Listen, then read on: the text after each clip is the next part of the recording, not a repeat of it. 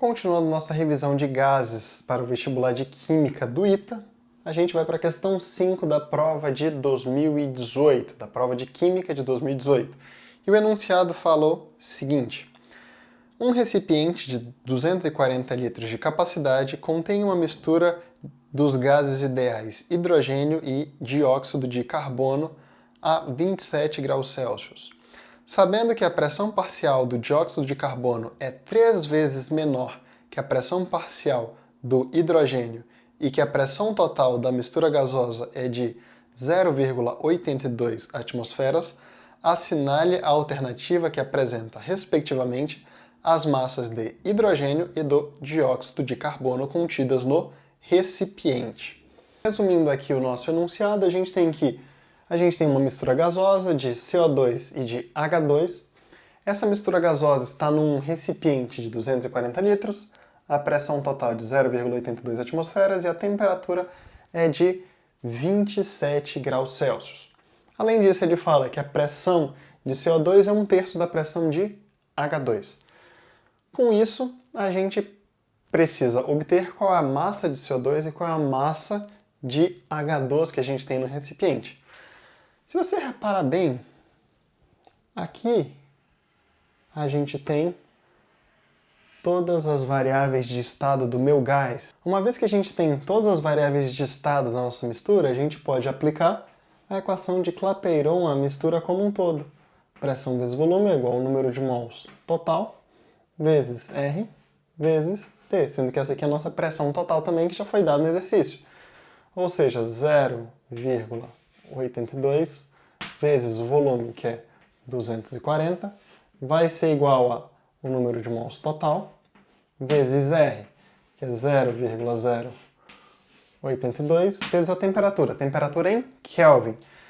A temperatura foi dada em Celsius, 27 graus Celsius. Para Kelvin a gente precisa somar 273, ou seja, isso aqui vai dar pra gente 300. Beleza? Se eu cortar um zero daqui, eu posso andar uma casa da vírgula para a direita aqui. A gente vai passar a ter 0,82.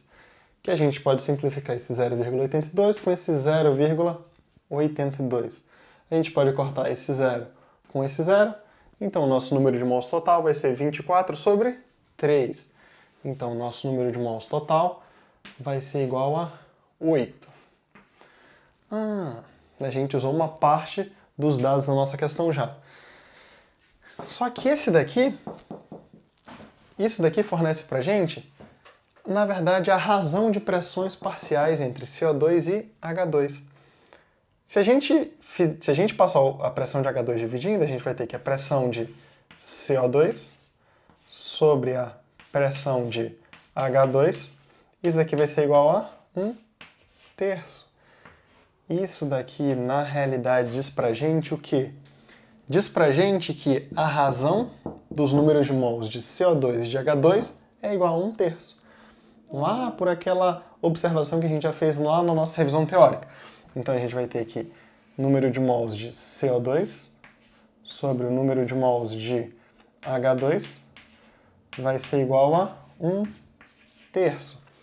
Isso daqui diz pra gente o quê? Isso diz pra gente que o número de mols de H2 é 3 vezes o número de mols de CO2. Aqui a gente tem uma expressão e aqui a gente tem o número de mols total. Tem como a gente juntar as duas, não tem? Porque o número de mols total é igual ao número de mols de H2 mais o número de mols de CO2. O número de mols total é 8. O número de mols de H2 a gente pode escrever como 3 vezes o número de mols de CO2. 3 vezes o número de mols de CO2 mais o número de mols de CO2. 3 mais 1 vai me dar 4. 8 sobre 4 vai me dar 2. Então, meu número de mols de CO2 vai ser igual a 2.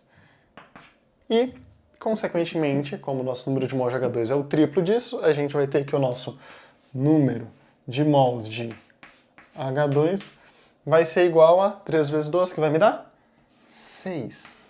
6 mols de H2. Deu para entender até aqui? Fez sentido? E a partir disso a gente consegue obter as massas. A massa molar do CO2 é 44, então você tem 2 mols.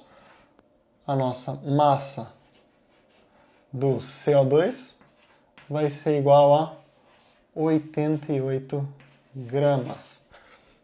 Consequentemente, aqui também, nossa massa molar do H2 é 2 gramas. Se a gente tem 6 mols, a nossa massa do H2 vai ser de 12 gramas. E com isso a gente consegue a nossa alternativa correta, que é a alternativa D, que traz primeiro 12 gramas de H2 e 88 gramas de CO2. Deu para entender tudo direitinho até aqui?